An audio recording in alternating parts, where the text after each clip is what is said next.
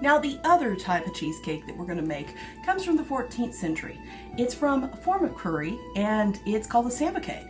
It happens to be an elderflower and rosewater cheesecake. Some of you may have had elderflower tea or elderflower wine. It's a nice hefty spice. Now this marvelous ramekin contains water. Water, see, water. No, this is rose water. I love that smell. You're going to need 2 tablespoons of rose water, 2 tablespoons of dried elderflowers, 3/4 of a cup of sugar, 6 egg whites, which I've already gone ahead and done so I don't have another mess like I just did on the counter, and a full pound of cheese. This, of course, is ricotta cheese, which we are used to having in our cheesecakes. Now, there is one other thing missing, and that's a crust. So we've got to start making that. Now, how do you make a mythically wonderful cheesecake crust? Well, we're going to need some butter. Fortunately, I have the butter. The butter, it is the cold. And why did I start speaking French? I never do any of that. We're going to need a cheesecake, a pie pan that you've greased with butter, a full cup of flour, 2 egg yolks, which since I had to have egg whites for the cheesecake, I just used the egg yolks. I kept the other 4 for bread pudding, which we're going to get to later on during the 12 days of Christmas. The other thing that you need is some ice cold water, which is with this really pretty pitcher. And to make a pie crust, let's get a bowl. Let's get some flour.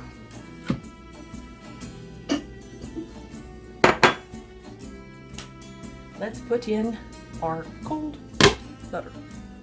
Our cold butter. Just get right in there. Yeah, there we go.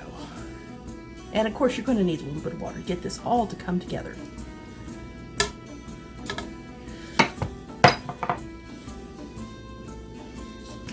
Now if you get your cheesecake crust just a little too wet, just like I just did because I wasn't patient, all you really need to do is put on a little bit more flour. Take the flour,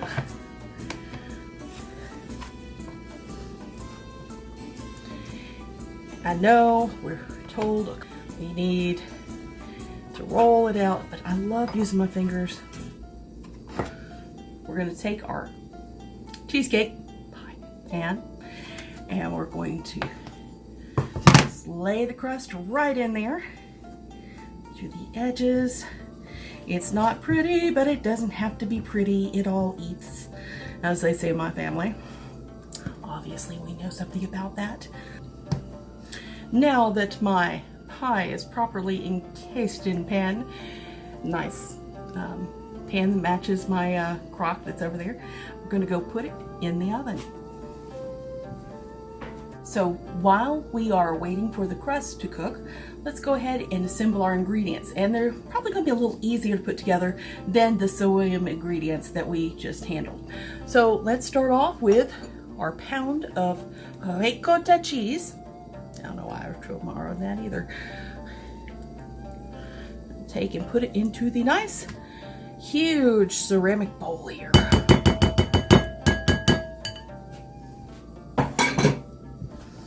To this, we are going to add our sugar, our 6 egg whites,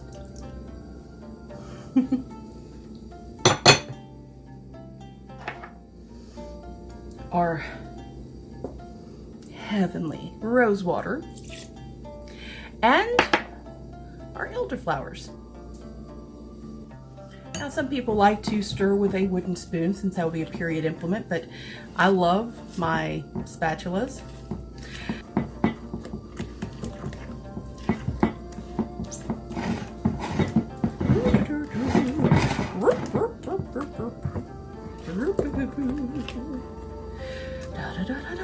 And what we get here, and what you have is that. So now that we have our cheesecake mix all together, and let's go and check on our pie crust and see if it's ready. Woo, here we go. How about this? A nice, gorgeous, rustic pie crust. Very buttery, smells fantastic. We're going to take and put this, our rose water and elderflower mixture with the ricotta cheese and the 6 egg whites. We're going to put it right into our pie pan here.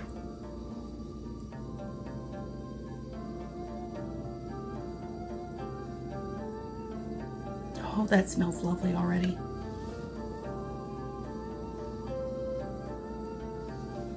The secret, because the egg whites are going to elevate it a bit, we'll shake it and make sure that it's evenly in the crust. Now we're going to take it, put it back in the oven so that it can complete the cooking cycle. Let's go take it back and put it back in the oven. So I have a little leftover cheesecake mix, and I'm trying to figure out what to do with this real quick.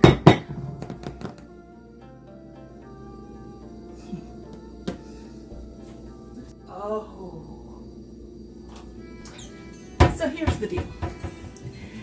I was using a handmade pie crust or pie pan, and it was a bit smaller than a regular pie pan. So what can I do with this leftover mix? I mean, you don't want to throw it out. It's excellent.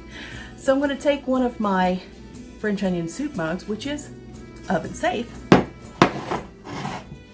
I'm going to pour a sheet. This is what you stick back and enjoy on your own whenever everybody else is oohing and awing the perfect, gorgeous cheesecake that you just pulled out of the oven. Yeah, here you go.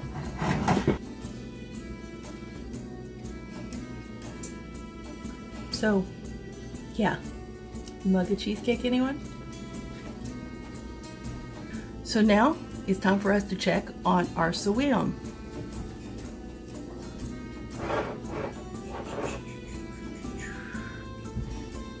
Ooh, smells good. I wonder what we're looking at right now. Our cheesecake is pulled away from the wall. It has gained a little bit of a crust, but it's not quite done yet. Now let's add a few toppings. We're going to go back to our honey and drizzle it over the top. Slowly.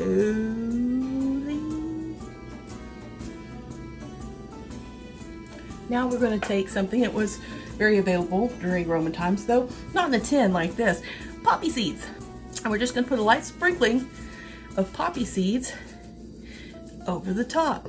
Now, if you don't have poppy seeds, you can also use black sesame seeds, and they'll work just as fine, or you can omit them altogether.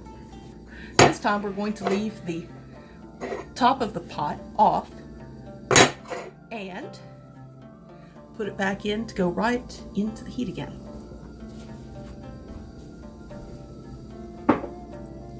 Now that we've given it just a little bit more time, let's go get that SAVILLUM out of the oven. Oh my heavens, this smells amazing. Look at it bubbling. Look at that gorgeous texture. Oh my goodness. There, right there is our SAVILLUM. Wonderful, gorgeous Roman style cheesecake. We're going to let it cool down before we bite into it. Now don't put the top on your crock, because then it'll get a little, the humidity will get to it. Let's go ahead and set it down and wait for our Sambocade to come out of the oven too.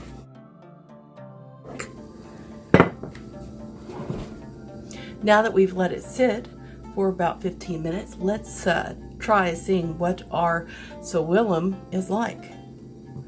Now, Cato says to turn the cheesecake out on a plate and slice into it. This is just barely cool enough for me to pop out. I'm using a rubber spatula and I'm going to slide it out just like this. Whoops. And let's flip it right back over. Ha ha! Would you look at that? That right there is a Roman cheesecake described by Cato the Elder. And it's just kind of remarkable. It's holding its shape just fine. So we're going to cut into it here in just a minute and check it out. But we need to go get our other cheesecake out of the oven. Oh my goodness. Look at that. It smells incredible. If I shake it just a little bit, it's not jiggling, so it has firmly set up. This is a gorgeous cheesecake. Whoop. Look at this, two incredible cheesecakes. This one from the Roman era, shortly after the first millennia, and this gorgeous 14th century cheesecake. It's still bubbling hot, and it's got that gorgeous handmade crust to it. But remember, we did a little experiment here. This is the cheesecake batter that didn't fit in my handmade pan, so we're going to give it a shot. Oh, it's still very, very hot. Probably shouldn't be doing this, but it smells so amazing. I can't wait. It doesn't smell as sweet as I thought it was going to. And, well, let's just...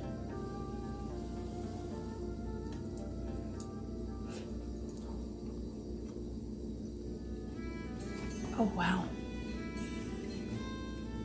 The rosewater notes sort of back into the flavor of this. You first taste the cheesy, and then you taste the sweet, and then there's the rosewater, and it's like, whoa, that is amazing. Ah, wow.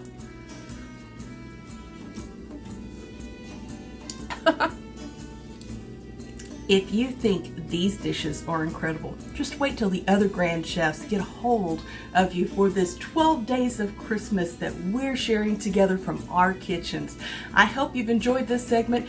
Stay tuned for so much more.